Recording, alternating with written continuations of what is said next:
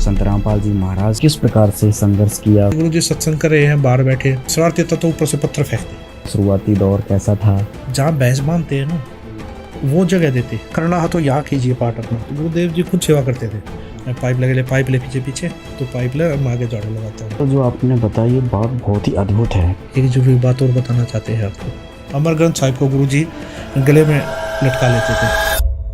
आपके पिताजी थे संत रामपाल जी महाराज। पिताजियों ने घर आना जाना बंद कर दिया।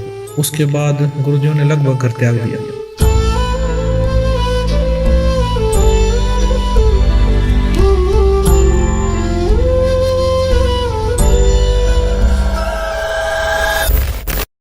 गुरु गद्दियों की बात करें तो महाभारत हो जाती है। गुरु जी बोले यहाँ से मैं सुई भी नहीं लेके जाऊंगा। गुरुदेव जी छुड़ानी नाम जाया करते। मैं इसलिए जाता कि रास्ते में स्कूटर चलाने को मिलेगी।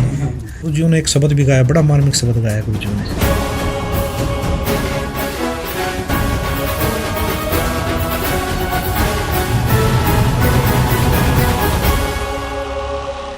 नमस्कार दर्शकों, हमारे पॉडकास्ट में आपका बहुत बहुत स्वागत है।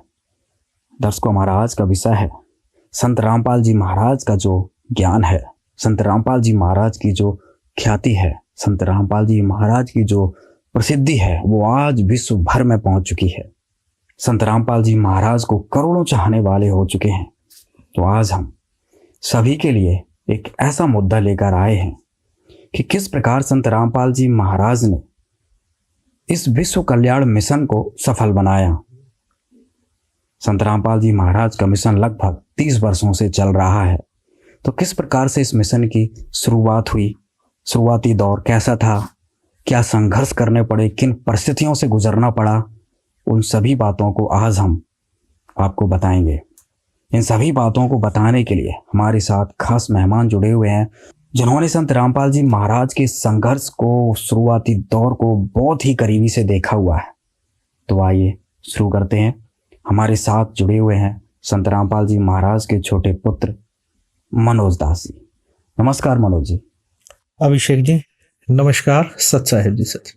अभिषेक जी, आपके चैनल पर जितने भी आपके दर्शक हैं सभी को मेरी तरफ से नमस्कार, सत साहिब जी। सर, संत रामपाल जी महाराज के जितने भी करोड़ों चाहने वाले हैं, करोड़ों फॉलोवर्स हैं, उनके सभी के मन में एक उत्कंठा होती है कि उनके गुरुजी ने किस प्रकार से संघर्ष किया, शुरुआती दौर कैसा था। आप संत रामपाल जी के छोटे बेटे हैं, तो आपने किस प्रकार से उन शुरुआती दौरों को देखा है, क्या महसूस किया है, क्या यादें आपके पास आज हैं जो आज हमारे दर्शकों को बता सकते हैं। अभिषेक जी, सबसे पहले मैं आपके चैनल के माध्यम से बताना चाहूँगा कि यह हमारा सबसे बड़ा सौभाग्य है।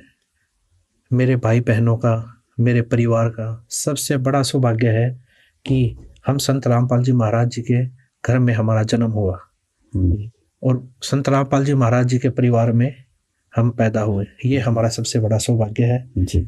हमारे परिवार में दादाजी श्री नंदलाल जी, दादी जी श्रीमती इंद्रो देवी जी, और गुरुदेव जी 2 भाई और 4 बहनें, यानी कि मेरी 4 बुआ और मेरे चाचा जी और गुरुदेव जी हुए।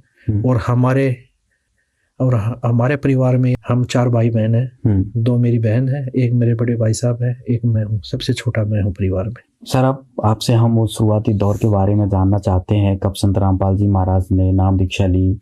संत रामपाल जी महाराज आपके पिता थे, अचानक वो आपके गुरु बन गए, आप भगवान मानने लगे। वो शुरुआती दौर कैसे आपने देखा, एक बार आप बताइए। अभिषेक जी, मैं बताना चाहूँगा, जब मैं छोटा था तब से देखता था। मेरी उम्र लगभग 5-6 साल की थी।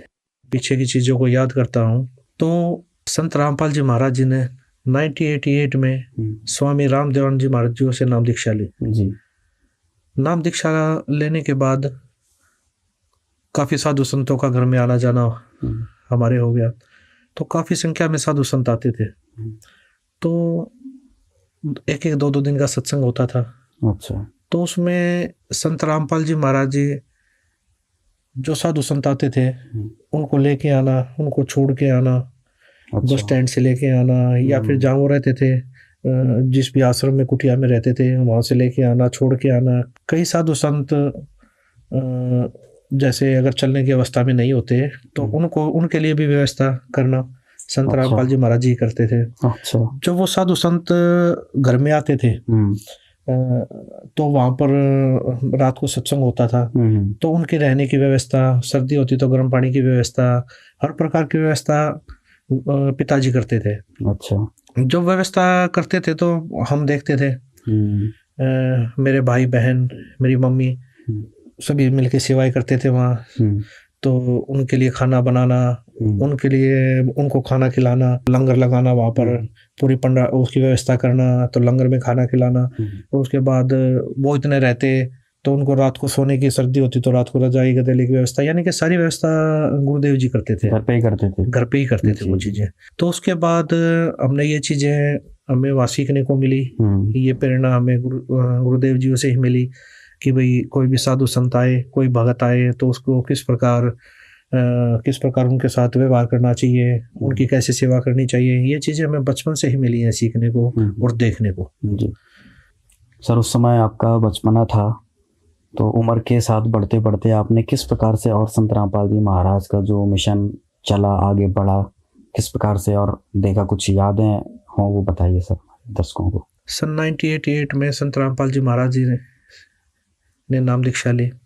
उसके बाद गुरुदेव जी, उनके साथ में जो अधिकारी थे, संत रामपाल जी महाराज जेई की पोस्ट पे नौकरी करते थे, तो उनके साथ जो अधिकारी थे उनको भी समझाते, और उनके साथ और भी जो कर्मचारी होते उनको भी समझाते, परमात्मा का तत्व ज्ञान समझाते, और स्वामी राम देवानंद जी महाराज जी के पास जाकर उनको नाम दीक्षा दिलाते। अच्छा। मैंने ये चीज़ें काफ़ी देखी है कि गुरुदेव जी, संत रामपाल जी जैसे घर से चलते, कई बार मुझे भी उनके साथ जाने का सौभाग्य प्राप्त होता, क्योंकि मैं बच्चा था, छोटा था। तो कई बार छुट्टी होती मेरी, तो मैं जिद कर लेता है इस चीज़ की, मैं पापा साथ चलूँगा। मैं तो पिताजी साथ लेके जाते। अच्छा। उस समय हम जैसे रोहतक रहते थे, हम रोहतक रहने लगे थे, तो वहाँ पर मकान है अपना, तो वहाँ पर मैं जिद कर लेता। तो वहीं ड्यूटी थी गुरु, जो कि 20-30-40 किलोमीटर दूर ड्यूटी होती, तो गुरु जी अपनी बाइक पे बैठा के आगे मुझे साथ लेके जाते जी। तो मैं देखता था गुरुदेव जी वहाँ तक भी अपनी भक्ति करते जाते थे। हाँ, मैंने देखा कि गुरु जी बैठे हैं, तो मैं जैसे बोलता चलता, तो गुरुदेव जी मुझे भी बोलते, मंत्र कर। अच्छा। मैं बाइक पे बैठा, मंत्र, प्रथम मंत्र मिला हुआ था। आपको कब नाम दीक्षा प्राप्त हुई? मुझे 1989 में नाम दीक्षा प्राप्त हुई। उस समय मैंने स्वामी रामदेव जी महाराज जी से नाम दीक्षा ली। अच्छा। गुरु जियों ने पूरे परिवार को, दादा गुरुदेव जी है स्वामी रामदेव जी महाराज, उनसे नाम दीक्षा दिलाई। अच्छा, पहले संत रामपाल जी खुद नाम दीक्षा लेके आए, फिर आपके पूरे परिवार को नाम दीक्षा दिलाई? पूरे परिवार को दादा गुरुदेव जी से नाम दीक्षा दिलाई। अच्छा अच्छा। पिताजी बोलते मंत्र करो, मंत्र करते हुए चलो वहां तक। अच्छा। मैं तेज बोलने लग जाता मंत्र। और पिताजी भी साथ में, बोले ऐसे बोलो, पिताजी भी साथ में करते, मैं बोलने लग जाता। कई बार भाई बच्चा था, अटक जाता भाई भक्ति करते करते, पिताजी वहीं से फिर रिपीट करवाते, नहीं ऐसे नहीं, ऐसे करो, गुरुदेव जी ने ऐसे बताया, ऐसे करो। मैं देखता था, सुमन करते रहते थे। मैंने कहा अपनी भक्ति जहाँ से स्टार्ट हुई वहाँ से चलते, और अपने जहाँ पर ड्यूटी थी वहाँ तक पहुँच गए। जैसे गुरुजो की नहर महकमे में ड्यूटी थी, तो वहाँ गए, तो वहाँ जाने के बाद भी देखते थे गुरुजी, जैसे देखते, सारा वर्क देखते, काम देखते, वहाँ क्या चल रहा है, कैसे क्या, सारी चीज़ें देखकर फिर गुरुजी क्या करते हैं, जो वहाँ पर बेलदार होते, जो वहाँ पर कर्मचारी काम कर रहे होते हैं, जो लेबर काम कर रही होती वहाँ, उनको भी ज्ञान समझाते बैठा के। अच्छा। उनका लंच टाइम हुआ, वैसे हुआ, उनको पास बैठाते और उनको परमात्मा का ज्ञान समझाते। तो मतलब गुरुदेव जी मैंने जहाँ भी देखा वहाँ कोशिश करते हैं कि ज़्यादा से ज़्यादा ये तत्व ज्ञान, ये परमात्मा का ज्ञान समझाएं। अब हमें ज्ञान हुआ इसका कि भक्ति कौन सी करनी चाहिए, तो अब पता लगा हमें वो तत्व ज्ञान। लेकिन उस समय बचपना था, उस समय तो यह लगता था चलो गुरुजी बोल रहे हैं, गुरुजी कुछ बता रहे हैं, तो पहले यही लगता था कि भक्ति के बारे में बता रहे हैं, कुछ कबीर परमात्मा के बारे में बता रहे हैं, तो ये लगता था उसमें। लेकिन अब आज पता लगा कि वो गुरुदेव जी तत्व ज्ञान समझा रहे थे उनको। तो गुरुदेव जी क्या करते थे, उनको अपने साथ दादा गुरुजी के पास लेके जाते थे। अपने खर्चे पे, अपने किराए पर। हम्म कोई गाड़ी बुक कर ली, हम्म अपनी बाइक पे बिठा के, हैं, तो ऐसे गुरुजी अपने खर्चे से लेके जाते थे और नाम दीक्षा दिलाते थे। रामदेवानंद जी महाराज जी से नाम दीक्षा दिलाते थे। तो नाम दीक्षा दिलाने के लिए जैसे गुरुदेव जी, स्वामी रामदेवानंद जी महाराज जी तो छुड़ानी धाम आते। अच्छा, वहाँ उनका आश्रम था। हाँ, छुड़ानी धाम एक गरीबदास जी संत हुए हैं, तो उनको कबीर परमात्मा जी मिले थे। जी। वो कबीर परमात्मा जब मिले तो गरीबदास जी को सतलोक दिखा के लाए, वो सचखंड, वो सचखंड दिखा के लाए। तो वो दिखाने के बाद जो जो चीजें उन्होंने देखी वो सारी अपने ग्रंथ साहिब में लिखी, जिसकी वाणी 3 दिन चलती है। तो वो अमर ग्रंथ साहिब गरीबदास जी ने वो लिखवाया। तो वो 3 दिन का पाठ चलता है वहाँ पर। तो वहाँ पर एक ये लगा लीजिए एक आश्रम टाइप बना हुआ है, 3 दिन का वहाँ पाठ चलता है। तो वहाँ पर स्वामी रामदेवानंद जी महाराज जी आते थे। स्वामी रामदेव जी महाराज वहीं आते थे, तो उनके पास लेके जाते, उनको नाम दीक्षा दिलाते। जितने भी श्रद्धालु थे, जितने भी ज्ञान समझ चुके थे, तो उनको लेके जाते। तो ये मैंने काफी बार देखा है कि काफी संख्या में, हजारों की संख्या में नाम दीक्षा दिलाई संत रामपाल जी महाराज जी ने दादा गुरुजियों से। सर, जब वो दौर चल रहा था, संत रामपाल जी ने नाम दीक्षा ले ली, फिर दूसरों को ज्ञान समझा के नाम दीक्षा स्वामी जी से दिलाते थे, तो उस समय की कोई घटना क्रम आपको याद हो तो बताइए हमारे दर्शकों को। मैं आपको बताना चाहूँगा, जब मैं छोटा था तो मुझे स्कूटर चलाने का बड़ा शौक था। अच्छा अच्छा। गुरुजियों के पास स्कूटर थी, चेतक स्कूटर, पिताजी के पास। तो जैसे पिताजी आते तो माते साथ स्कूटर पे बैठ जाता। अच्छा। हाँ, तो बड़ा शौक था मुझे। हर बच्चे को एक होता है, शौक होता है कि भाई घर में कोई चीज़ है उसको चलाऊं। तो मुझे भी बड़ा शौक था। तो गुरुदेव जी छुड़ानी धाम जाया करते, तो मैं भी साथ जाता। मैं इसलिए जाता कि रास्ते में स्कूटर चलाने को मिलेगी। और गुरुजी स्कूटर देते भी थे रास्ते में चलाने के लिए। जैसे हाईवे होता तो हाईवे से अप्रोच रोड होता तो गुरुजी वहां देते। जैसे हम जाते हैं रोहतक से चलते हैं दिल्ली की तरफ, तो रास्ते में सापला आता है एक छोटी सी तहसील, तो वहां से अप्रोच रोड जाता है छुड़ानी धाम के लिए। तो वहां पर गुरुदेव जी देते थे।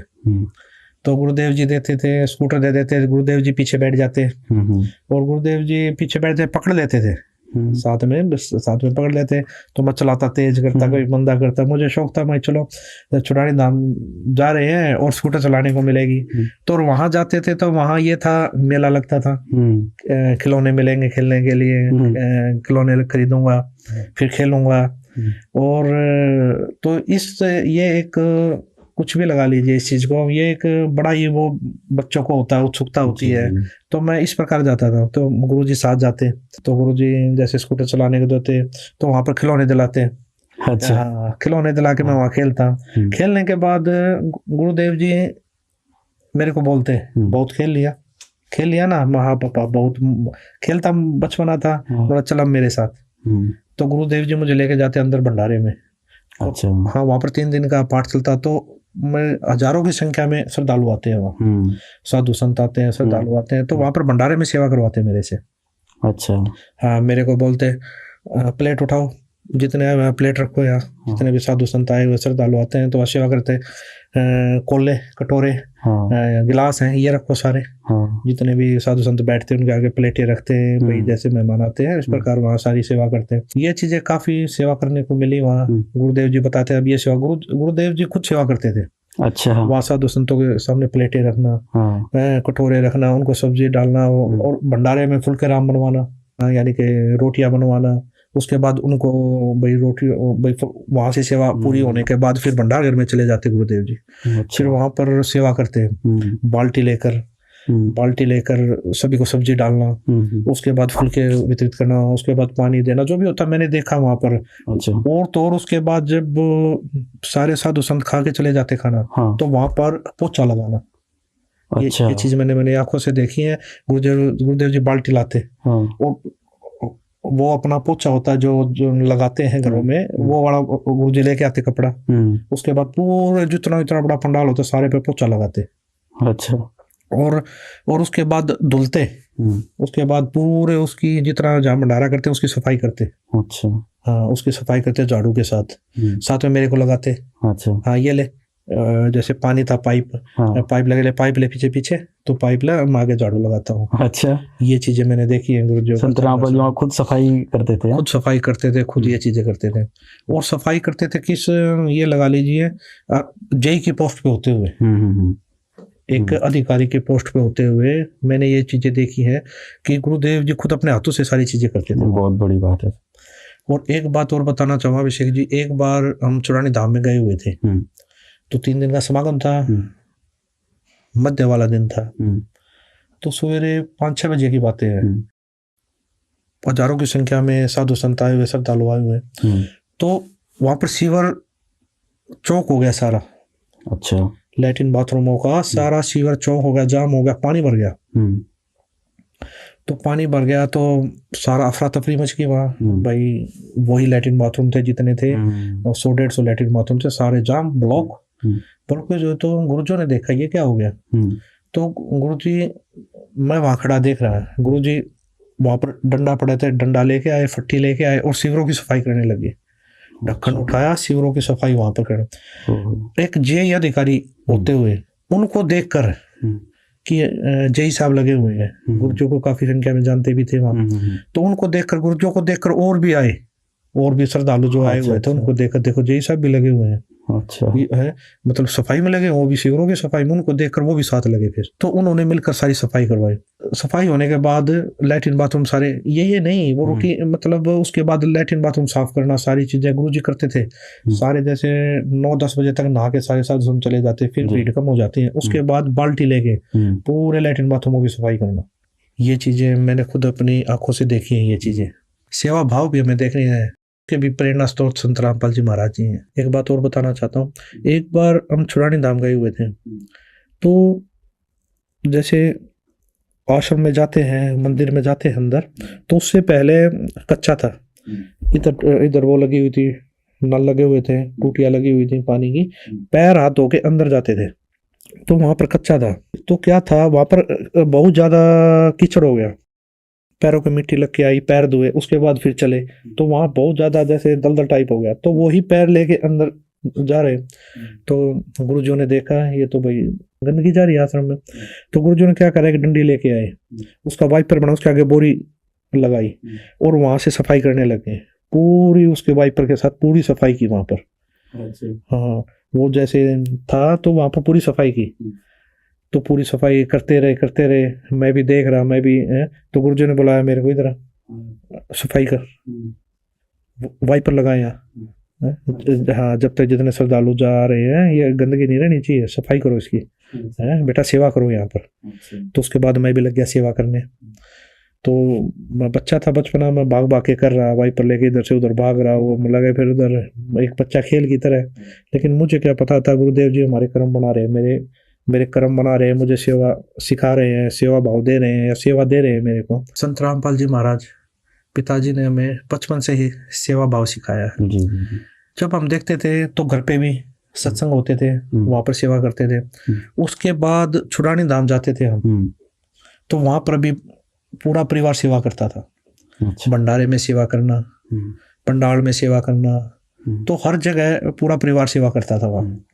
तो यही सेवा भाव पूरे परिवार को संत रामपाल जी महाराज जी ने हमें सिखाया है। आज भी हमारा पूरा परिवार सेवा करता है।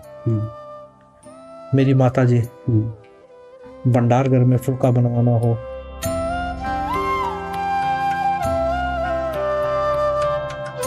सफाई की सेवा हो,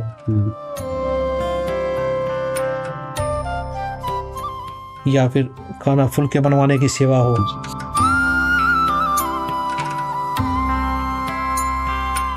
मेरे भाई, मेरी बहनें,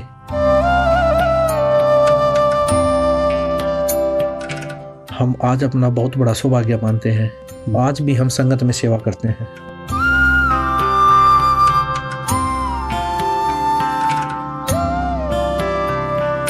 आज भी हमारा परिवार भंडारे में सेवा करना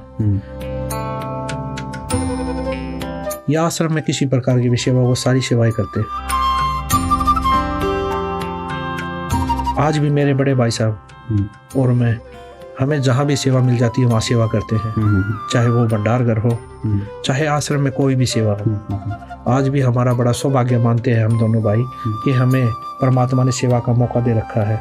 जब संत रामपाल जी महाराज पिताजी एक पोस्ट पर होते थे, एक जेई की पोस्ट पर होते थे, एक अधिकारी होते थे, उन्होंने भी कभी सेवाओं को छोटा बड़ा नहीं समझा।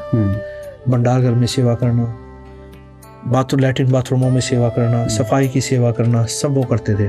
वही प्रेरणा आज हमारे अंदर भी है। चाहे आश्रम में किसी प्रकार की सेवा हो, वो हमारा पूरा परिवार ये सेवाएं करता है।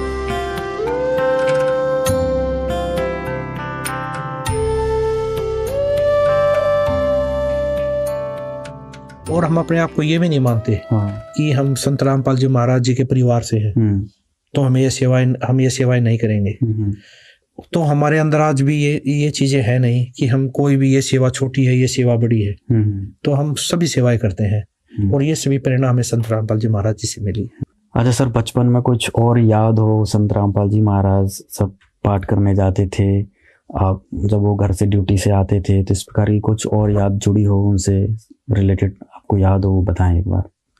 अभिषेक जी, एक बार की बात है, गुरुदेव जी, पिताजी ड्यूटी से आए, जब मैं छोटा था, ड्यूटी से अपनी बाइक से आए, तो बाइक लगा दी, तो मैंने देख लिया पापा जी आ गए, तो मैं पापा भाई आते था तो मैं चिपटता था पापा आ गए। अच्छा। और मैं भाग के बाइक पे बैठ गया, तो मैं खेलने लग गया। तो पिताजी बोलकर नीचे 2-4 मिनट बोला, सभी को ठीक हो, मम्मी से, भाई से, बहनों से, सभी से मिलकर। तो 2-3 मिनट में गुरुजी ऊपर चले जाते थे। अच्छा। तो ऊपर चले गए। ऊपर क्या था, हमारा रोहतक में मकान है, तो मकान है, उसके ऊपर एक कमरा बना हुआ है। तो वहां पर चले गए गुरुजी वहां चले जाते थे। वहां जाके गुरुजी अपनी भक्ति करते थे। अच्छा। सिर्फ 2-4 मिनट ही टाइम देते थे नीचे, पूछा सब ठीक हो, बातचीत छोटी मोटी हुई, जो बस 5 मिनट में सारी बातें करके गुरुजी ऊपर चले जाते। तो उसके बाद मम्मी, मैं बाहर खेल रहा था, मम्मी अंदर से बाहर आई, बोले आपके पापा आ गए, आपके पिताजी आ गए, पापा आ गए। पता लगा, हाँ पापा आ गए, देखो ये बाइक रही, मैं खेल रहा हूँ, हाँ पता लग गया, मिल लिया मैं, यानी कि मेरा था मिल लिया पापा से। बोला अच्छा। बोला पहले पानी दे के आओ, और फिर मैं चाय बना रही हूँ, फिर चाय दे के आई ऊपर। अच्छा। तो मैं पानी लेके गया, पहले पानी दे के आया, तो उसके बाद दोबारा 10-15 मिनट लगी, फिर मैं चाय ले गया पिताजी के लिए ऊपर। तो मैं क्या देखता हूँ, तो वहाँ दरवाजा जैसे थोड़ा ऐसे कर देते हैं, बंद ना करते हुए ढाल देते हैं थोड़ा। तो मैंने क्या किया, मैं तो अपनी मस्ती में लेके कप और वो ट्रे में गया, भागा, हाथ में ट्रे थी, गेट खोला, थोड़ा ट्रे के साथ, कोई पैर के साथ थोड़ा गेट खोला एकदम। तो मैं क्या देख रहा हूँ, गुरुदेव जी बैठे हुए हैं, एक रूम था ना, नीचे बैठे हैं और रिकॉर्ड कर रहे हैं, कैसेट रिकॉर्ड कर रहे हैं। तो कैसेट जैसे अपने आप ही रिकॉर्डिंग पे लगा रखा, अपने आप ही बोल रहे हैं, शब्द बोल रहे हैं, अपने आप ही जैसे सत्संग कर रहे थे। तो मैंने दरवाजा खटखट किया, तो गुरुजन ने देखा भाई चाय आ गई, गुरुजन ने बंद कर दिया बोलते। तो ये चीजें मैं कई बार देखता था। हाँ, तो एक बार देखा जैसे गुरुदेव जी रिकॉर्डिंग कर रहे हैं, तो उसके बाद एक रिकॉर्डर था, टेप रिकॉर्ड टाइप, वो रिकॉर्डर तो एक और रखा, उसमें से फिर उसमें रिकॉर्ड करे कैसेटों में। अच्छा। तो ये चीजें मैं देखता था। तो गुरुजी रिकॉर्डिंग करके फिर वो कैसेट फ्री में देते थे, कैसेट बना के फिर फ्री में देते। हाँ, गुरुजी बनाते थे वहाँ कैसेट ला के रिकॉर्ड। पहले तो सत्संग करते, उसके बाद जैसे शब्द गाते, सत्संग रिकॉर्ड करते, फिर कैसेट बनाते, फिर मैंने देखा फ्री में देते थे गुरुजी। फिर मैंने देखा वहाँ पर, मैं एक बार जैसे मार्केट में गया था, मैं गुरुजी के साथ मार्केट रोहतक शहर में जाता, तो वहाँ पर फ्री में कैसेट देते थे गुरुजी। किसी के पास बैठ के समझा के बोला। उसके बाद वो क्यों, वो टाइम आदमी है, दुकानदार है, कम दे पाता। अच्छा। मैंने खुद देखा है। तो एक बढ़िया थे, हम गए वहाँ, तो गुरुजी बैठ गए उनके पास जाकर। तो गुरुजी के बढ़िया के पास तो वैसे टाइम नहीं, दुकानदार के पास तो कभी कोई ग्राहक आ रहा है, कभी कोई 10 मिनट समझाया, फिर उठ के सामान देने चला गया। तो गुरुजी क्या करते हैं, बोला ये कैसेट है, ये आप सुन लीजिए। अच्छा, मतलब दिन भर ड्यूटी करते, शाम को आकर कैसेट रिकॉर्ड करते, उसके बाद फिर प्रचार के लिए कैसेट देते। 5-10 मिनट के बाद फिर वो चला जाता, यानी वो चीजें नहीं हो पाती, वो समझ नहीं पाता है, कैसे समझ पाता 5-10 मिनट में परमात्मा का तत्व। तो वो कैसेट देते, गुरुजी फ्री में बांटते थे। और एक बार गुरुजी ने क्या बुक बनवा के लाए गुरुदेव जी। ये छोटे जैसे छोटी बुक होती है, हाँ। मंत्र कार्ड वगैरह, उसके बाद संध्या आरती रामायणी सत्संग सारी चीजें, तो वो भी गुरुजी अपने ही पैसों से बनवा के लाते, और जो नए श्रद्धालु थे उनको फ्री में देते गुरुजी, उनको फ्री में देते बिल्कुल। तो उसके बाद क्या करते भाई, हम तो बच्चे थे, खेलते रहते, तो गुरुदेव जी जैसे शाम को ऊपर होते, फिर बुलाते सबको, ऊपर आओ। क्यों? ऊपर से देखते थे खेल रहे हैं, तो शाम को भाई 5 बजे ऊपर बुलाते हैं, तो आरती मंत्र करवाते हैं, यानी कि एक जगत के हिसाब से कहे तो परमात्मा की स्तुति करवाते, भक्ति करवाते, अच्छा, मंत्र करवाते। मेरी मम्मी से पूछते हैं, हाँ इन्होंने मंत्र किए? बोले जी कुछ नहीं किए, खेल रहे हैं तो सारा दिन के। अच्छा, हाँ। तो गुरुजी बुलाते, ऊपर बैठाते, मंत्र करो, आरती करो, संध्या आरती करवाते, मंत्र करवाते। और जब 1-1.5 घंटा हो जाता, उसके बाद फिर भाग लेते हम। अच्छा है, गुरुजी को पापा अब तो होगी, आरती भी होगी, संध्या आरती होगी।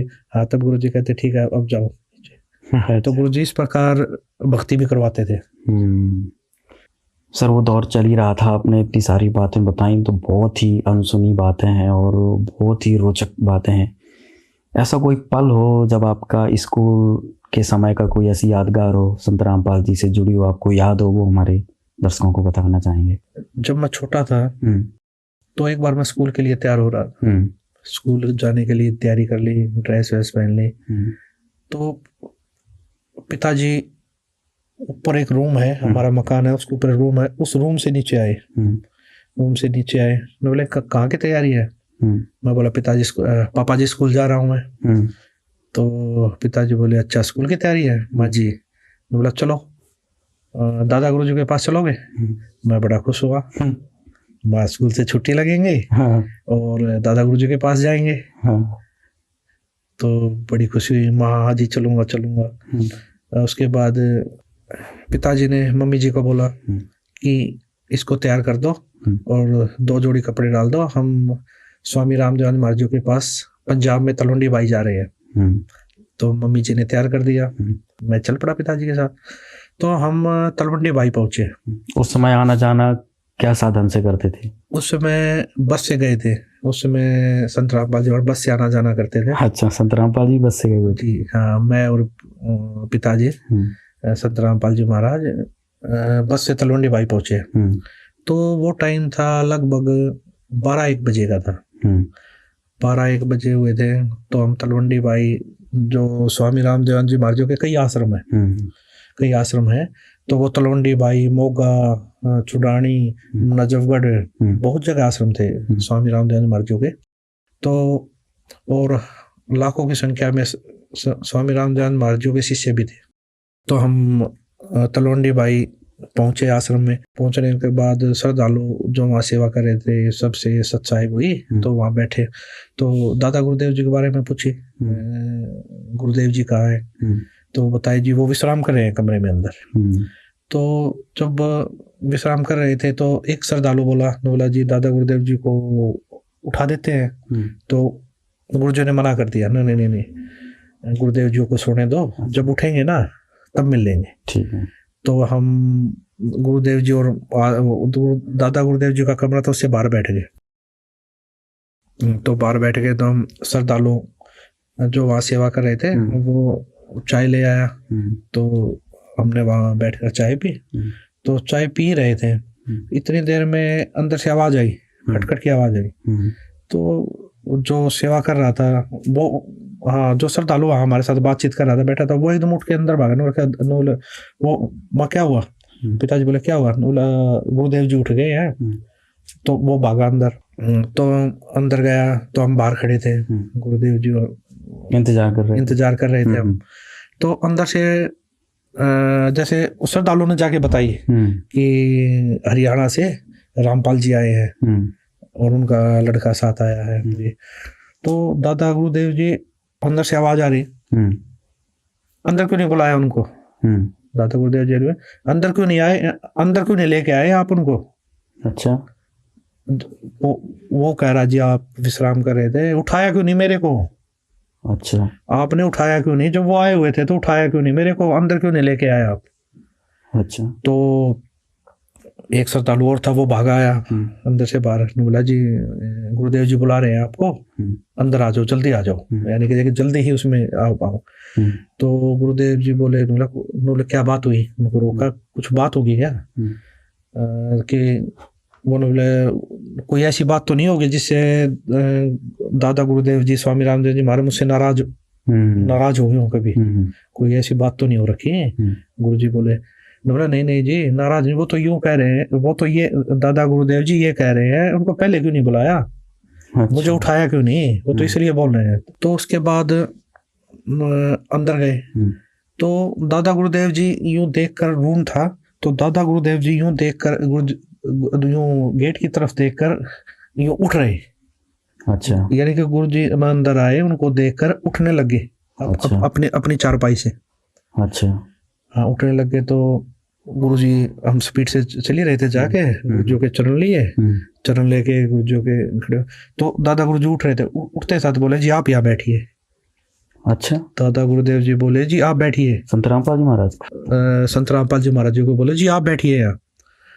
आप श्रद्धालु जो दो सेवक थे वो खड़े थे वहाँ, वो भी आश्चर्य में, दादा गुरुजी क्या बोल रहे हैं। और दादा गुरुदेव जी हाथ जोड़ कर बोले जी आप बैठिए। तो गुरुदेव जी ने हाथ जोड़े, नौलाना ने नहीं जी आप बैठिए। गुरुदेव जी ये स्थान तो आपका है, आप बैठिए। गुरुदेव जी, दादा गुरुदेव जी भी यूं करके नहीं जी आप बैठिए। कम से कम 2-3 मिनट तक ये चीजें चलती रही। अच्छा। जैसे कोई घर में मेहमान आ जाता, हम कहते जी बैठिए, वो कहने नहीं जी पहले आप बैठिए। तो कम से कम 2-3 मिनट तक ये चीजें चली है, मैंने देखी है ये चीजें। बच्चा था उस समय, ध्यान नहीं था भाई इतना। सर ये तो जो आपने बताई ये बात बहुत ही अद्भुत है, क्योंकि सनातन धर्म में, हिंदू धर्म में, अपनी गुरु परंपरा में अगर देखा जाए तो गुरु पद उच्च होता है और शिष्य का स्थान जो होता है वो नीचे होता है। आज इस प्रकार से आप एक घटना का जिक्र कर रहे हैं, तो स्वामी जी अपने चारपाई पे संत रामपाल जी महाराज को बिठाने के लिए बोल रहे हैं। जी, ये चीजें मुझे भी, चलो उस समय बचपना था इतनी समझ में, लेकिन आंखों के सामने ये चीजें चल तो रही थी। ये क्या हुआ उस समय? हाँ, ये क्या हो रहा है? और उस समय 2 सेवक भी वहीं खड़े, वो भी आश्चर्य में, उनकी भी वो भी यूं देख रहे बिल्कुल ये चीजें, स्वामी रामदेव जी महाराज जी मतलब क्या कर रहे हैं। तो ये चीजें 2-3 मिनट तक चली, वो मैंने देखी वहां पर। वो चीजें जब देखी तो गुरुदेव जियों ने बड़े ही मतलब ये लगा लिए, बड़े ही आधीनता से कई बार प्रार्थना करने के बाद स्वामी रामदेव महाराज जी को चारपाई पे वापस बैठाया। फिर भी स्वामी रामदेव महाराज जी ये बोले वहां नहीं, चारपाई पे बैठो आप भी। गुरु जी को बोला आप चारपाई पे बैठो, फिर भी अच्छा। नीचे नहीं बैठना है। गुरुदेव जी ने चरण पकड़े और गुरु जी के चरण लिए, चरण लेके गुरुदेव जी नीचे बैठ गए, चरण दबाने लगे। गुरुदेव संत रामपाल जी महाराज जी बोले, नोला जी, संत रामपाल जी महाराज जी चरण सेवा करने लगे, तो मैं भी चरण सेवा करने लग गया।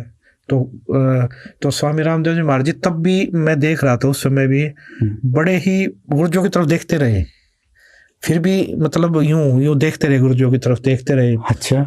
हाँ, ये चीज बड़ा ही अचंभित लगी उस समय, मैं देख रहा था मैं ये क्या चीज है क्या नहीं। श्रद्धालु जो सेवक खड़े थे वो तो मतलब ये लगा लीजिए देखते ही रहे, बिल्कुल आंखें फटी रह गई उनकी। दादा गुरुदेव जी क्या इतना महत्व दे रहे हैं, क्या बात है। तो ये चीजें मैंने देखी उस समय।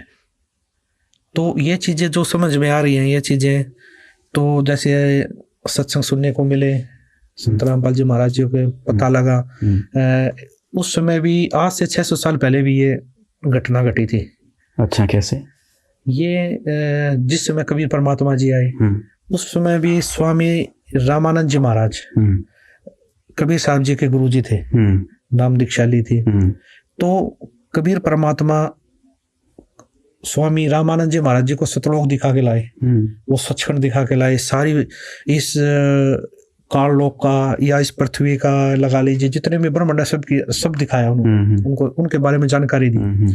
तो ये सारी जानकारी मिलने के बाद स्वामी रामानंद जी महाराज जी को भक्ति का ज्ञान हो गया, उस सचखंड का ज्ञान हो गया।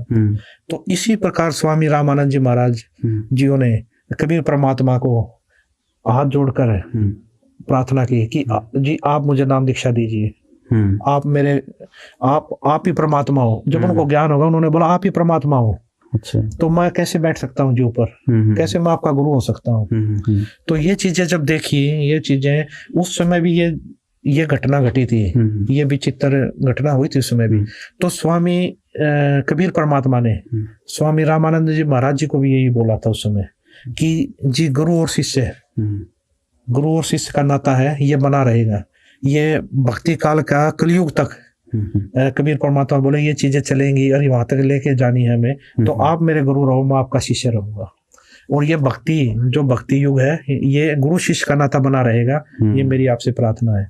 तो ये चीजें अब जो देखने को मिल रही है, ये चीजें कुछ मुझे तो लगा वही बिल्कुल, ये तो वही घटनाक्रम जो अभी आपने 600 वर्ष पहले कबीर जी का बताया, वही घटनाक्रम इस समय आपने जो देखा, ये तो बहुत ही अद्भुत बात है। जो हमारे दर्शक हैं वो इस घटना को देखकर समझ सकते हैं कि ये तो बिल्कुल प्रत्यक्ष दृष्टा थे मनोज जी वहाँ पर।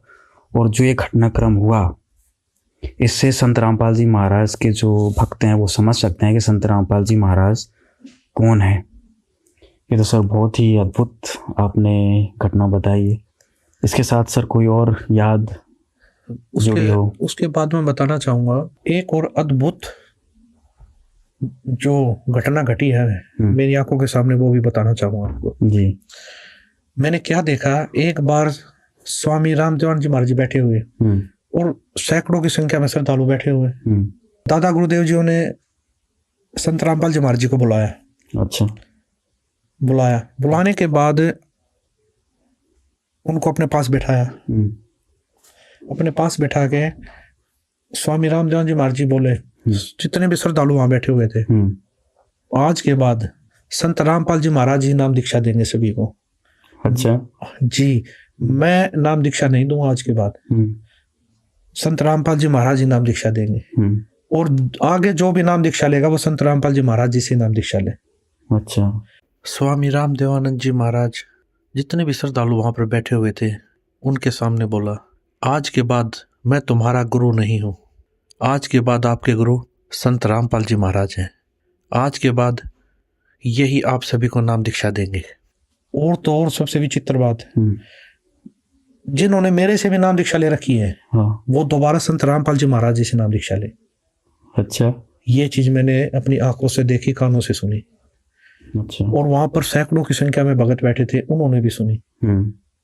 इतना कहकर स्वामी रामदेवानंद जी महाराज जी ने संत रामपाल जी महाराज जी की तरफ देखा और बोले, संत रामपाल जी, आप जी के बराबर इस पृथ्वी पर कोई संत नहीं होगा। और ये चीज एक बार नहीं कही स्वामी रामदेवानंद जी में, दादा गुरुदेव जी ने ये कम से कम सैकड़ों बार बोला है। अच्छा। ये चीजें जहां भी जैसे छुडानी धाम में भी बोला। हाँ। छुडानी धाम में तो क्या था, नाम दीक्षा लेने के लिए आए श्रद्धालु, दादा गुरुदेव जी बैठे हुए थे। तो गुरुदेव जी बैठे थे, तो गुरुदेव जी ने बोला, जो सेवक थे, संत रामपाल जी को बुला के लाओ। तो गुरुदेव जी साइड वाले रूम में थे, उसमें श्रद्धालुओं को समझा रहे थे, जो नए भगत थे उनको तत्व ज्ञान बता रहे थे। तो दादा गुरुदेव जी ने बुलाया संत रामपाल जी, और बुला लिया था कि सेवक गए, वो बोले जी दादा गुरुदेव जी बुला रहे हैं, गुरुदेव जी बुला रहे हैं। जब गुरु जी आए तो स्वामी जी ने हाथ जोड़ के बोला, आप इनको नाम दीक्षा दीजिए। अच्छा जी, आप इनको नाम उपदेश दीजिए। तो ये चीज मैंने अपनी आंखों से देखी है, एक बार नहीं सैकड़ों बार ये दादा गुरुदेव जी ने बोला है। ये बातें लगभग 1994 की है अभिषेक जी।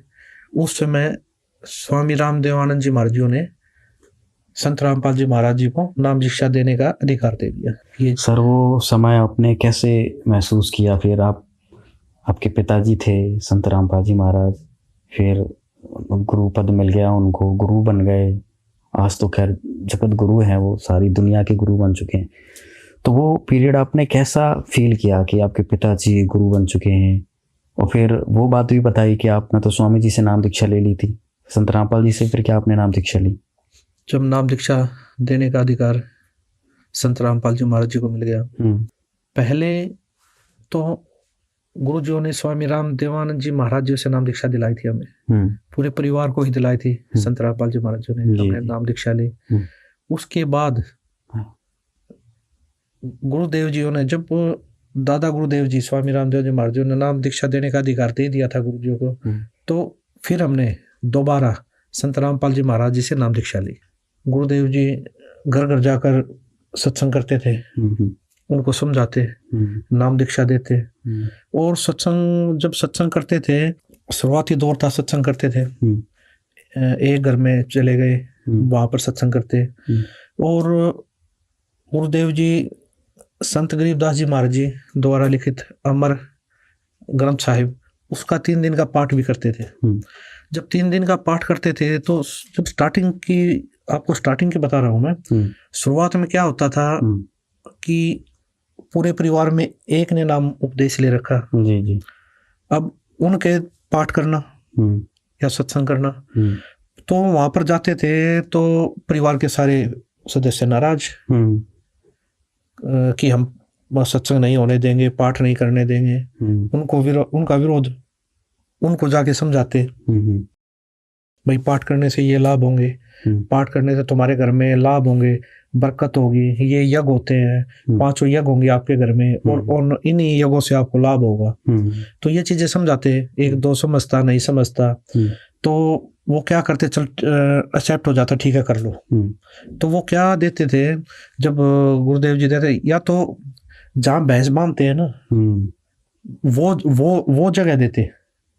अच्छा, करना है तो यहाँ कीजिए पाठ, अपना जो भी करना चाहते हो एक तरफ करो, या फिर जहाँ पर अपना तूड़ा डलता है, यानी कि पशुओं का चारा डलता है, वो वाली जगह देते। अच्छा, गुरुदेव जी को स्टार्टिंग का संघर्ष था, कोई समझ नहीं पाता, इन चीजों को समझ नहीं रहा था। गुरुदेव जी क्या बताना चाहते हैं, संत रामपाल जी महाराज क्या चीज बताना चाह रहे हैं, क्या चीज देना चाह रहे हैं। तो परिवार का एक सदस्य नाम ले रहा था तो ऑटोमेटिक संघर्ष होना था। बाकी के अगर 6 सदस्य है तो 5 नाराज। तो ऐसी जगह देते थे। तो वहां पर गुरुजी अपने हाथों से जाले उतारते, अपने हाथों से पानी से सफाई करते। और काफी जगह कच्चे मकान होते, तो वहां पर खुद वो करना, सफाई करना, लिपवाना, सारी चीजें करनी। और वहां पर दरबार साहब सजाना, तख्त लेके आए किसी पड़ोसी का मांग कर, अच्छा, उसके ऊपर मंजी साहब लगाना, उसके ऊपर रुमाले ढकना, उसके ऊपर दरबार साहब सजाना, पूरा गुरुजी अपने हाथों से करते थे। और उसके बाद जो 10, 20, 30 श्रद्धालु होते वो बाद में आते, तो वो भी साथ लग के सेवा करते वहाँ। तो क्या था, या तो वहां देते, या फिर ऊपर कमरा होता है, हरियाणा भाषा में चौबारा बोलते हैं, मकान के ऊपर कोई भी कमरा है, वो देते थे कि एक तरफ रहो, वहां वहीं से आओ वहीं से जाओ। यानी कि ऐसा वो करते थे कि गुरुदेव जी तो उनको समझाना चाह रहे थे, उनके घर में बरकत इन उद्देश्य से लगे हुए थे, उनके घर में बीड़ी सिगरेट मांस तंबाकू छूटे, उनके घर में लाभ हो, लेकिन वो एक दूसरी दृष्टि से देखते थे कि उनकी भी गलती नहीं है, उनको भी ज्ञान नहीं था भक्ति का। उन्होंने ये चीजें देखी ही नहीं, कभी समाज ने ये चीजें देखी ही नहीं कि घर में भी इतने लाभ होते हैं, बीड़ी सिगरेट मांस तंबाकू सारी चीजें छूटती है इस ज्ञान से, गुरुजियों के सत्संग के, गुरुजियों के ज्ञान के आधार से। तो क्या हुआ, तो गुरुदेव जी सत्संग करते, फिर सत्संग करते ना समझाते, तो पारिवारिक सदस्य यहाँ नहीं, दूर बैठ के देखते। अच्छा, कोई दूर से बैठा बैठा बीड़ी पी रहा है, ओक्का पी रहा, देखता क्या है, मतलब महाराज जी आए क्या कह रहे हैं, ऐसा क्या बता रहे हैं। तो गुरु जी सत्संग करते तो पहले दिन सत्संग करते, पहले वाली रात को जैसे दूर बैठ के सुन रहे हैं, कि लाउड स्पीकर लगा देते, तो बैठे बैठे दूर सुनते, कोई आदमी पड़ोसी भाई बात तो बढ़िया बता रहा है, गुरु जी को बोलते बात तो अच्छी बता रहे हैं महाराज जी। तो अगला दिन क्या करते, अगला दिन सत्संग होता ना, 10-20 आदमी जुड़ते, वहां के बैठ जाते सत्संग में। अच्छा, तो वो सुनते, उनमें से फिर 2-3 नाम भी ले लेते, उनको समझ में आ जाता। तो इसी प्रकार संख्या थोड़ी बढ़ती, क्यों, फिर उस घर में लाभ देखते, फिर उनके घर की बरकत देखते भी, बीड़ी सिगरेट छोड़ दिया सभी बच्चों ने, दारू पीनी छोड़ दी परिवार के सदस्यों ने, उसके बाद घर में इनको इतना लाभ हो रहा है, इतने जो घर में जो बीमारियां थी वो सब ठीक हो गई, किसी प्रकार की कोई कैंसर की बीमारी है या कोई भी भयंकर से भयंकर बीमारी, वो सारी ठीक हो रही है। तो ये लाभ देखकर जगत के लोग बहुत जुड़ने लगे कि भाई महाराज जी आए थे, सत्संग किया, और आते हैं ये, इन्होंने संत रामपाल जी महाराज से नाम दीक्षा ले रखी है। तो जगत के जो लोग थे वो बहुत ज्यादा जुड़ने लगे, वो भी पाठ करवाने लगे आहिस्ता आहिस्ता। तो ये चीजें काफी मतलब ये चीजें चली स्टार्टिंग में। तो ये चीजें चलने के बाद गुरुजियों के फिर हजारों में संख्या हुई, भक्तों के नाम दीक्षा ले, फिर लाखों में संख्या होगी, आज करोड़ों में संख्या है गुरुजियों की। बिल्कुल। इसके बीच में एक बात और बताना चाहूंगा, जब गुरुजी शुरू में स्टार्टिंग का संघर्ष करते थे उस समय पे हमने देखा है तो गुरुजी सत्संग कर रहे हैं, गाँव में शरारती तत्व होते हैं, वो क्या करते हैं, गुरुजी सत्संग कर रहे हैं, बाहर बैठे भाई आंगन में बाहर, तो क्या करते हैं, शरारती तत्व ऊपर से पत्थर फेंकते। अच्छा। शरारती तत्व पत्थर फेंकते, वो डिस्टर्ब करते ज्यादा से ज्यादा। तो वो बताते हैं जो श्रद्धालु बैठे जी ऐसे ऐसे, तो गुरुजी तब भी यही बोलते थे, बोले बेटा पहले तुम भी ऐसे थे।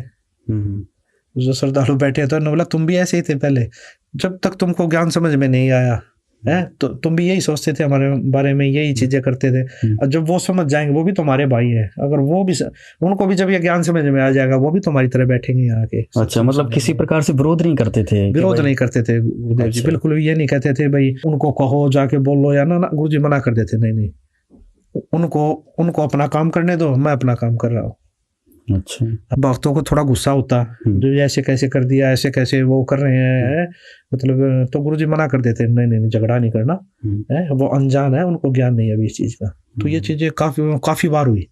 और ये एक चीज और देखने को मिली, ये एक जगह नहीं कई जगह हो जाती थी। तो उसके बाद वही जो पत्थर फेंकते थे, पता नहीं होता पत्थर फेंक के भागे, वो आके बताते थे जब उनको समझ में आती थी, फिर वो सत्संग पता लग गया उनको, सत्संग कहीं सुना, तब आके मैंने खुद देखा है गुरुजियों के आगे हाथ जोड़ते हुए, बोला जी हमें माफ कर दो। गुरुजी बोले क्या हो गया भाई? बोला जी हम आप आते थे ना हमारे इस गाँव में, हम पत्थर फेंका करते आपके ऊपर।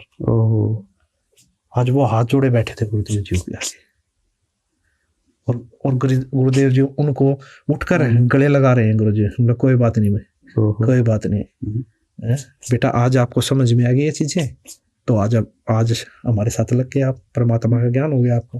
वो रोते, मैंने रोते हुए देखा उनको कि जी हमसे बहुत बड़ी गलती होगी, क्यों? उनको तो ज्ञान समझ में आ गया, भक्ति समझ में आ गई थी कि एक संत को सताने का, दुख देने का क्या दर्द होता है। और गुरुजी फिर भी माफ करते, कोई बात नहीं बेटा, तो आप भी हमारे बच्चे, उस समय तुम अनजान थे, आज आपको ये चीजें समझ में आ गई, ज्ञान समझ में आ गया। बहुत कठिनाइयों से दौर गुजरा है वो, गुरुजियों ने बहुत संघर्ष किया है। तो अभिषेक जी एक शुरुआती दौर की एक बात और बताऊंगा मैं आपको जी। गुरुदेव जी जब पाठ स्टार्ट हुए तो गुरुदेव जी के पास स्कूटर थी, चेतक स्कूटर, तो उसी पर सारी सामग्री लेके जाते थे। अच्छा। जैसे लाउड स्पीकर हुआ, एम्पलीफायर हुआ, बैटरी हुई, उसके बाद राशन का सामान हुआ, उसके बाद सामग्री हुई, पाठ की सामग्री, वो सारी चीज गुरुदेव जी स्कूटर पे लेके जाते थे। तो सारा सामान खरीद कर अमर ग्रंथ साहिब को गुरुजी गले में लटका लेते थे, गले में ऐसे डाल के बटा ऐसे लटका लेते, क्यों अनादर ना हो। अच्छा। कहीं इधर रखें, पीछे रखें ना, सारा सामान स्कूटर पे एडजस्ट कर लेते थे, स्कूटर पे ही रखकर, और फिर स्कूटर लेके जाते थे गुरुदेव जी, फिर अगले घर में पहुंचते थे। और तो ये बातें मैं शुरुआती दौर की बता रहा हूँ, जब शुरुआत गुरुदेव ने कम से कम काफी सालों तक ऐसे संघर्ष किया। तो ये चीजें क्या थी उस समय जब गुरुदेव जी लेके जाते थे, स्कूटर लेके पहुंच गए भाई, तो एक नया भगत जहाँ पाठ होता हुआ आता, तो वहाँ गुरुदेव जी उसके ऊपर ज्यादा खर्च नहीं होने देते थे। एक नया भगत, गरीब भगत होते, उनका सिर्फ 500-700 हज़ार तक ही खर्चा नहीं देते थे, बाकी जो एक्स्ट्रा खर्चा हो कम से कम 3-4-5 हज़ार का खर्चा आ जाता था। तो वो गुरुदेव जी अपनी तरफ से करते थे, यानी कि अपनी सैलरी से करते थे गुरुदेव जी। अच्छा। गुरुदेव जी 70 से 75% अपनी सैलरी से दान करते थे गुरुदेव जी। ओहो, अच्छा। 70-75% दान करते थे गुरुदेव जी अपनी सैलरी से। वो कैसे? इस प्रकार सारा खर्चा गुरु जी करते थे, उनका सिर्फ 500-700 हज़ार, वो किस लिए? कि एक बार जुड़ जाएंगे, एक बार इनके घर में लाभ होने लग जाए। परमात्मा का भी विधान है कि कुछ करोगे तभी पाओगे। तो एक बार शुरुआत गुरुदेव जी करवाना चाहते थे इस चीज से, मतलब धार्मिक क्रियाओं को करने के लिए, धर्म बढ़ाने के लिए -0 से शुरू किया हुआ, -0 से। तो उनके घर में बरकत होती है, यानी कि लाभ चालू हो जाते हैं। क्यों? यज्ञ हुए हैं पांचों, पूर्ण संत आए हैं, उसके बाद भंडारा पाया, इतने भगत आए उन्होंने भंडारा पाया, हवन यज्ञ चली, तो ये सारी चीजें होती थी, तो उनके घर में लाभ होते तो उनके पड़ोसी देखते, रिश्तेदार देखते ये चीजें, भाई इनके घर में इतना लाभ कैसे हो रहा है। उनको पता लगा, उन्होंने संत रामपाल जी महाराज से नाम दीक्षा ले रखी है। तो वो भी उत्सुक होते, तो वो भी पाठ करवाते, तो वो भी सत्संग करवाते, पहले सत्संगों में जाते। फिर इस प्रकार गुरुदेव जी का मार्ग बढ़ा, -0 से बढ़ा है गुरुदेव जी ने ये मार्ग। सत्संग पाठ ज्यादा होने लगे, उसके बाद गुरुजियों ने लगभग घर त्याग दिया। गुरुजियों ने, पिताजियों ने घर आना जाना बंद कर दिया। अच्छा। आजीविका साधन सैलरी थी, तो वो अब बंद हो गई थी। तो मम्मी को बड़ी चिंता हुई इस चीज के लिए कि अब कैसे खर्चा चलेगा। जी बिल्कुल। और कैसे परवरिश होगी बच्चों की। तो मम्मी जी ने क्या किया, मेरे मामा जी को बुलाया। अच्छा। मेरे मामा जी आए, मेरे मामा जी को बताया मम्मी जी ने कि ऐसे ऐसे बच्चों के पिताजियों ने तो आना बंद कर दिया, और कैसे चलेगा, खर्चा कैसे चलेगा, इनकी परवरिश कैसे होगी। तो मामा जी ने सुनी ये सारी बातें। तो मामा जी, गुरु जी सत्संग कर रहे थे एक जगह, तो वहां पर गए मामा जी। मामा जी गए तो मामा जी जाके राम राम की, राम राम जी। तो गुरु जी को, क्यों जय की पोस्ट पे थे ना, तो वो उसी भाव से बोलते, साहब बोलते थे, जय साहब नमस्कार। अच्छा। तो वो बोले जय साहब राम राम। तो गुरु जी बोले, पिताजी बोले राम राम भाई, राम राम, आ जाओ बैठो। तो बैठे हैं मामा जी। तो चाय पानी ली मामा जी ने। तो उसके बाद मामा जी बोला जी कैसे चलेगा घर का खर्चा, आप तो घर आते ही नहीं, तो ऐसे कैसे गुजारा होगा। तो गुरुजियों ने उनकी तरफ देखा। गुरुजी बोले, इस पूरी पृथ्वी को, गुरुजी बोले इस पूरी पृथ्वी को हाथी से लेकर चींटी तक वो परमात्मा खिला रहा है, क्या मेरे बच्चों को नहीं खिलाएगा वो?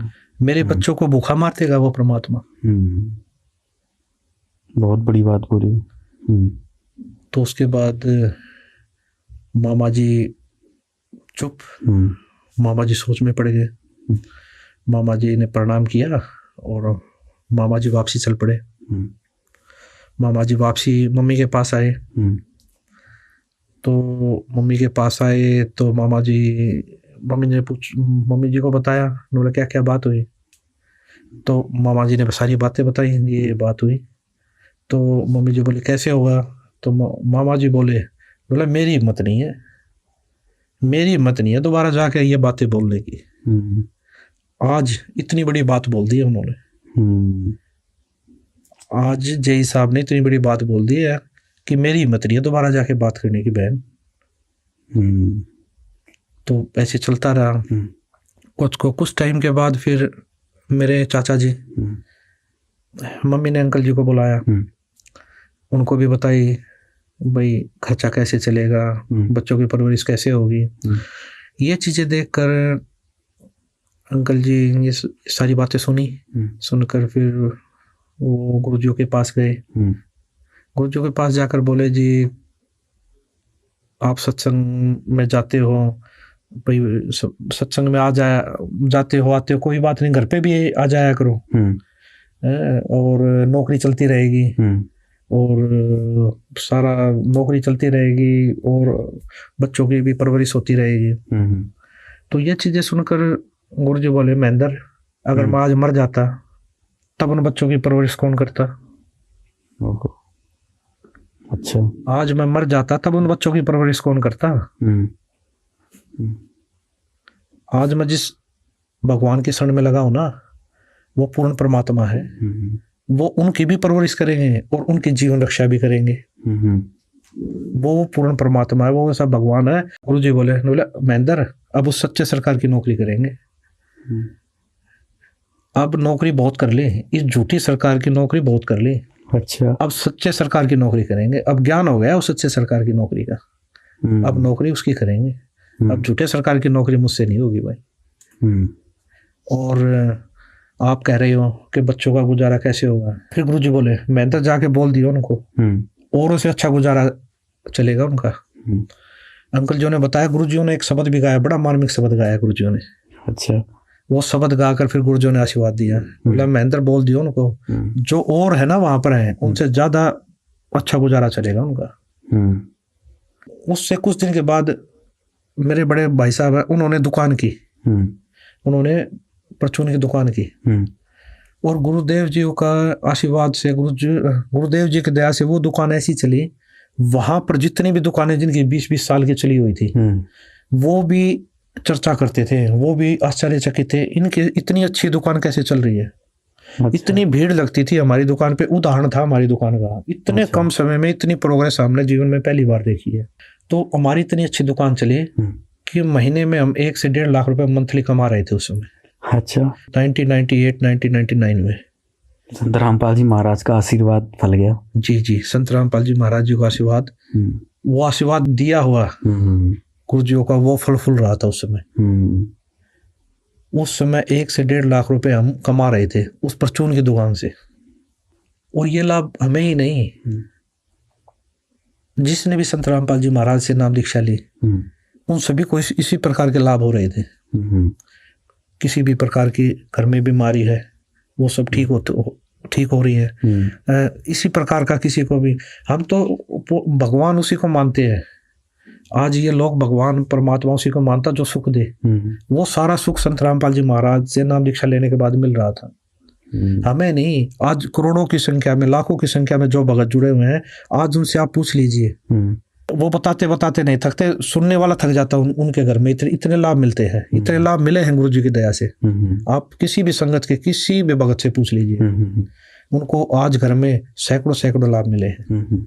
सर, और कुछ ऐसी बात हो संत रामपाल जी महाराज से जुड़ी उस समय हो कि घर त्याग दिया उन्होंने, नौकरी छोड़ दी और सत्संगों में बिजी हो गए, फिर और आगे फिर कैसे मिशन तेजी से आगे बढ़ा? अभिषेक जी, एक समय की बात बताता हूँ आपको। दादा गुरुदेव जी शरीर त्याग गए थे, यानी कि संत भाषा में बोले तो सतलोक चले गए थे, अपने परम धाम चले गए थे। तो उनको तो वहां से मैसेज आया तलवंडी भाई से, पंजाब से, गुरुजियों के पास कि दादा गुरुदेव जी शरीर त्याग गए हैं। तो उनको समाधि देने की तैयारी कर रहे थे। तो मैसेज आया, शरीर त्याग गए, आप आइए। संत रामपाल जी महाराज कुछ श्रद्धालुओं को लेकर हरियाणा से गाड़ियों में बैठकर तलवंडी भाई पंजाब पहुंचे। जब वो वहां पर पहुंचे तो वहां पर तैयारी कर रहे थे दादा गुरुदेव जी को समाधि देने की। तो गुरु जी गए, वहां पर काफी मेहनत आए हुए थे और हजारों की संख्या में वहां पर श्रद्धालु आए हुए थे। फिर दादा गुरुदेव जी तो शरीर त्याग गए, तो उनको समाधि देने के लिए, तो वहां पर जब समाधि देने की तैयारी थी करी गई, समाधि दे दी गई। फिर समाधि देने के बाद वहां पर चर्चा, आपस में चर्चा कर रहे सारे जो बैठे, वो चर्चा हो रही। चर्चा ये हो रही, बातचीत चल रही है। बातचीत ये चल रही थी कि अब तो जितने भी आश्रम हैं, जितने भी शिष्य हैं और जितनी भी वो व्यवस्थाएं हैं या कोई सामान है या कोई भी चीज वहां पर, गाड़ी है या जो भी व्यवस्था, वो तो अब संत रामपाल जी महाराज जी के पास होंगे। क्यों? गुरु पद संत रामपाल जी महाराज जी को मिल चुका था और नाम दीक्षा देने का अधिकार संत रामपाल जी महाराज जी को था। दादा गुरु जी ने और किसी को भी नाम दीक्षा देने का अधिकार नहीं दिया जी। तो ऑटोमेटिक जो पुराने जो वहाँ के भगत थे, महंत थे, उनमें चर्चा हो गई कि अब तो सारा सिस्टम संत रामपाल जी महाराज जी लेके जाएंगे। तो गुरुजियों की जो बातचीत चल रही तो गुरुजियों को ये बातें सुनाई दी कि बताई भक्तों ने आकर जो गए जी, ऐसे ऐसे चर्चा चल रही है। तो गुरुजी वहां पर खड़े हुए, गुरुजी खड़े होकर बोले कि मुझे कुछ नहीं चाहिए। अच्छा। गुरुजी बोले मुझे ना ही आश्रम चाहिए, ना ही मुझे ये नाम दीक्षा वाले जो श्रद्धालु थे वहां पर वो चाहिए, ना ही मुझे तो आपका ये जो भी है आश्रम में जो भी सामान है या गाड़ियां है जो भी, मुझे कुछ नहीं चाहिए। गुरुजी खड़े होकर, मुझे यहाँ कुछ नहीं चाहिए आपका, सर ये तो बड़ी अद्भुत बात है, क्योंकि अगर अपन हिंदू परंपरा में देखें या गुरु गद्दी की बात करें तो जिसको गुरु गद्दी मिलती है तो सारी धन संपत्ति है या आश्रम है सब कुछ उसको ही मिलता है। जी जी जी बिल्कुल। लेकिन सही संत कह रहे हैं। रामपाल जी ने सब कुछ लेने से मना कर दिया। बिल्कुल, गुरुजी ने सब त्याग दिया वहाँ। बोला मुझे कुछ नहीं चाहिए, सब आप रखिए। हाँ। ये जितना भी है ये सब आप रखिए। आज मैं गुरुदेव जी बोले आज मेरे गुरुजी चले गए, कल को मैं चला जाऊंगा, परसों को आप लोग चले जाओगे। तो गुरुजी ने कम से कम 10 मिनट सत्संग किया वहां पर खड़े होकर इस चीज के ऊपर। अच्छा। और गुरुजी बोले मुझे यहाँ से मैं सुई भी नहीं लेके जाऊंगा। अगर किसी को सच्चा नाम चाहिए, सच्ची भक्ति चाहिए और जिसको सतलोक जाना है तो मैं हरियाणा में मिलूंगा। हरियाणा में आना और अपना कल्याण करवाना। तो ये सारी चीजें उसी टाइम गुरुजी सब चीज छोड़कर वापसी, जो भगत उस समय साथ गए थे उनके साथ बैठकर वापसी हरियाणा वापस आ गए। ये तो बहुत बड़ी बात है सर। संत रामपाल जी ने एक चीज भी नहीं ली वहां से, इतना बड़ा गुरु पद मिलने के बाद भी, सब कुछ बाहर मिलने के बाद भी। अभिषेक जी, सीखने के लिए तो हमें त्याग की भावना भी संत रामपाल जी महाराज से सीखने से मिलती है। बिल्कुल बिल्कुल। अगर हम थोड़ा सा जोर दें अपने दिमाग पर, थोड़ा सा सोचें तो इतना बड़ा त्याग करना ये भी हमें संत रामपाल जी महाराज से सीखने को मिलता है। जी। आज तक तो गुरु गद्दियों की बात करें तो दूसरे जो संगठन है या दूसरे जो पंथ है उन पे तो महाभारत हो जाती है गुरु गद्दी को लेके, लेकिन संत रामपाल जी महाराज ने तो हाथ तक भी नहीं लगाया इन चीजों। अभिषेक जी, एक बात और बताना चाहूंगा मैं जी। पाठ और सत्संग इतने बढ़ गए थे, गुरुदेव जी इतने व्यस्त हो गए थे पिताजी। मेरी शादी थी। अच्छा। मेरी शादी थी घर में। और संत रामपाल जी महाराज मेरे पिताजी पूना में सत्संग कर रहे थे। अच्छा, उस दिन पुणे में थे? पुणे में थे और पुणे में सत्संग कर रहे थे वो। मतलब कि शादी में भी नहीं आए जी। वो जन कल्याण के लिए, विश्व कल्याण के लिए इतने समर्पित हो चुके थे कि उनको ये भी ध्यान नहीं था कि आज मेरे लड़के की शादी है।